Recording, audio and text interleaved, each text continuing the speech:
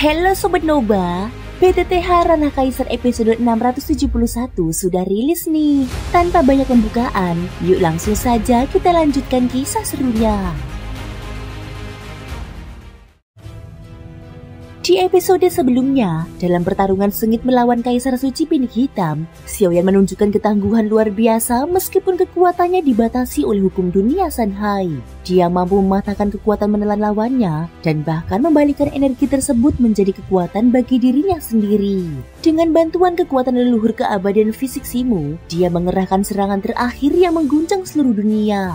Namun ketika mencoba merampas tubuh Kaisar Suci Pinik Hitam untuk mengakhiri pertempuran, muncul kekuatan jiwa misterius yang jauh lebih kuat, menghancurkan serangan jiwanya dan membuat Xiaoyan memuntahkan darah, menandakan kegagalannya tepat di ambang kemenangan.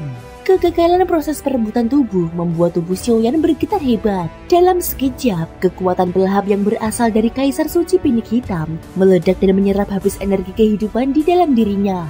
Jika bukan karena kekuatan yang diberikan oleh leluhur keabadian fisik, serangan itu sudah cukup untuk mengakhiri hidupnya. Bahkan jika dia selamat, luka yang ditinggalkan akan menjadi bencana besar bagi tubuh dan jiwanya. Kesadaran Xiaoyan masih terjaga, namun dia menyadari perebutan tubuh kali ini telah gagal total. Dalam kondisi genting, dia menghimpun kekuatan terakhir dan menghantam udara dengan satu pukulan berat, memaksa dirinya terpisah dari tubuh Kaisar Suci Pinik Hitam. Pada saat yang sama, kekuatan kehidupan tanpa batas milik leluhur keabadian fisik ras Yuanzhen pun lenyap sepenuhnya di dalam dirinya. Meskipun perampasan tubuh gagal, Xiaoyan tidak mengalami luka berarti. Namun kesempatan untuk kembali melakukan perebutan tubuh kini telah hilang. Ketika tubuhnya mundur dengan cepat, ujung matanya menangkap sosok samar di belakang Kaisar Suci Pinik Hitam. Sebuah bayangan hitam mengenakan topeng.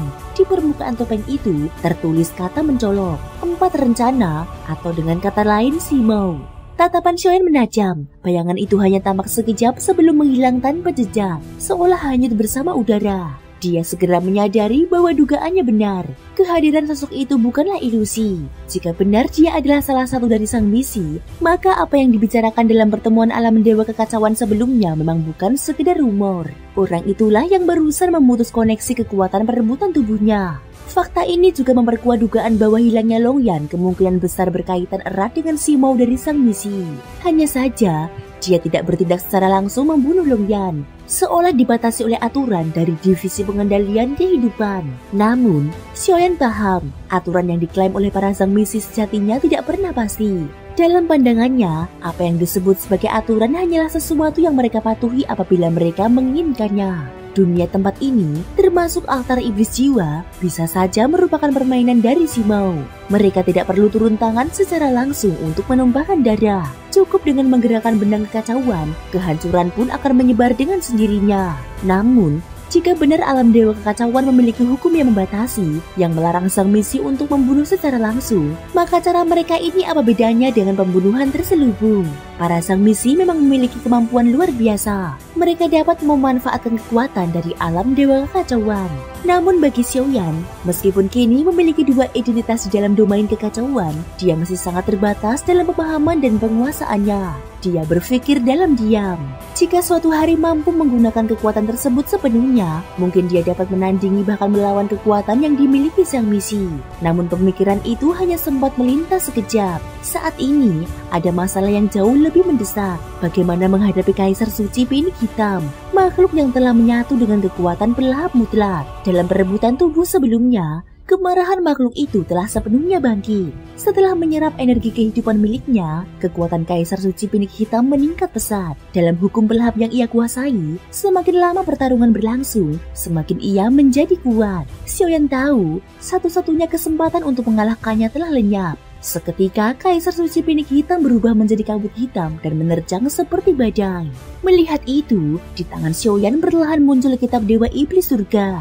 Lembaran kitab itu bergetar, halaman-halamannya berputar dengan cepat, hingga satu halaman tiba-tiba meledak keluar dan memancarkan formasi segel raksasa yang menyelimuti seluruh area di depannya. Dalam sekejap, kabut hitam yang menerjang terjebak dalam lingkaran segel tersebut. Suara raungan rendah menggema, dan tubuh sejati Kaisar Suci Pinik Hitam akhirnya tampak. Seekor pinik hitam pekat dengan mata yang kelam tanpa cahaya kehidupan. Makhluk itu mengamuk gila. Tubuhnya bergetar dan mengepakkan sayapnya dengan kekuatan destruktif yang menakutkan. segel dari kitab Dewa Iblis Surga memang mampu menahannya, tetapi hanya sementara. Kekuatan pelahap yang ia miliki bagaikan lautan tanpa batas, menelan apapun yang mencoba mengikatnya. Dalam sekejap, segel itu mulai retak. Xiaoyan tahu waktu hampir habis. Kekuatan pelahap yang dimiliki makhluk ini sudah menembus batas, mendekati kekuatan keabadian dewa tingkat 6, jauh melampaui makhluk tingkat ke-5 biasa. Segala jenis energi, api, petir bahkan energi kehidupan akan habis terserap begitu menyentuhnya. Satu-satunya cara untuk menahannya adalah dengan kekuatan hukum yang lebih tinggi daripada hukum pelahap itu sendiri. Pikiran itu membuat mata Xiaoyan berkilat tajam. Dalam diam, tubuhnya mulai berubah. Rambut hitamnya perlahan memancarkan cahaya ungu samar, berkibar tanpa tiupan angin.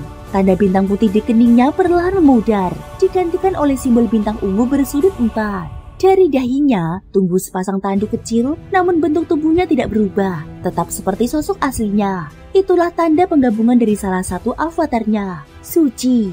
Di depan dirinya, segel dari kitab Dewa Iblis Surga terus bergerak. Kurang dari 10 helaan nafas, segel itu mulai runtuh. Tak lama kemudian, Kaisar Suci Pinik Hitam meledak dari dalamnya, menerjang dengan kemarahan yang tak terbendung. Segala sesuatu di sekitarnya mulai terhisap ke arah tubuhnya. Kekuatan pelahap yang tiada banding menyapu ruang, mengguncang hingga ke batas langit. Dari kejauhan, bahkan Xuan Huang dapat merasakan getaran itu. Jantungnya berdebar hebat, seolah naluri naga di dalam darahnya bergetar menghadapi ancaman kematian. Dalam pandangan matanya, sosok Xiaoyan berdiri tegak di tengah badai kekuatan itu. Rambutnya terurai, sorot matanya tajam dan kokoh, tanpa sedikit pun ketakutan. Xuan Huang terpana. Dia adalah manusia terkuat yang pernah kulihat, gumamnya lirih. Dalam hati dia merasa kagum yang tidak dapat dijelaskan. Di tengah pertempuran yang mengguncang langit dan bumi ini, dia ingin tahu bagaimana Xiaoyan akan menghadapi kekuatan yang jauh melampaui dirinya. Xuan Huang kembali bergumam, Kaisar Pinik semakin kuat, bahkan jika aku membakar darah naga milikku sekalipun, mungkin aku tetap tidak akan mampu menandinginya. Ini seharusnya menjadi urusan dunia Sanhai, namun dia justru maju menghadapi bahaya. Sementara aku hanya menjadi pelindung di belakangnya. Dia benar-benar pantas disebut makhluk tertinggi, gumam Xuan Huang. Kekaguman yang tumbuh dalam dirinya sulit diungkapkan dengan kata-kata. Dia bahkan merasakan getaran emosi yang aneh, seperti seorang pengagum yang melihat sosok yang ia cintai berdiri menantang langit. Pada saat itu, Xiaoyan mengangkat tangan. Gerakannya tampak sederhana, tetapi ruang di sekitarnya langsung berhenti berputar. Waktu seakan berhenti. Langit bergemuruh dan sebuah retakan besar muncul dari udara, menjalar seperti guratan di atas langit luas. Xuan Huang menatap ke atas, matanya terbelalak. Apa ini? Tekanan darah? Penekanan aura? Mengapa rasanya seperti ditindas oleh sesuatu yang lebih tinggi dari naga? Pupil mata Xuan Huang menyusut tajam. Semua binatang buas yang dikuasai oleh racun pun berhenti bergerak. Dari celah retakan itu, cahaya hitam mengalir. Langit terbelah, memperlihatkan kehampaan yang dalam dan kelam. Di tengah kehampaan itu, perlahan terbentuk sebuah mata raksasa berwarna ungu. Mata kekosongan. Xiaoyan membuka bibirnya, dan satu kata keluar perlahan, runtuh.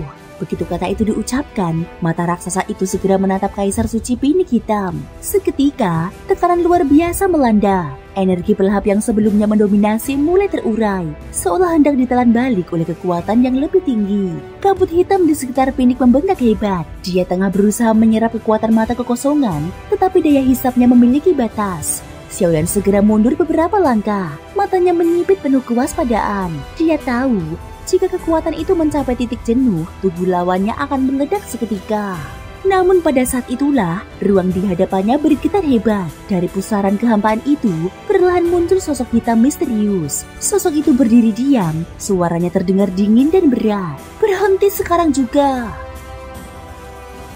Thank you guys sudah mendengarkan ceritaku di episode kali ini sampai akhir. Ikutin terus kelanjutan episode berikutnya ya. Terima kasih buat kalian semua yang udah subscribe, like, dan komennya. Semoga hari kalian menyenangkan. Sampai jumpa dan bye-bye.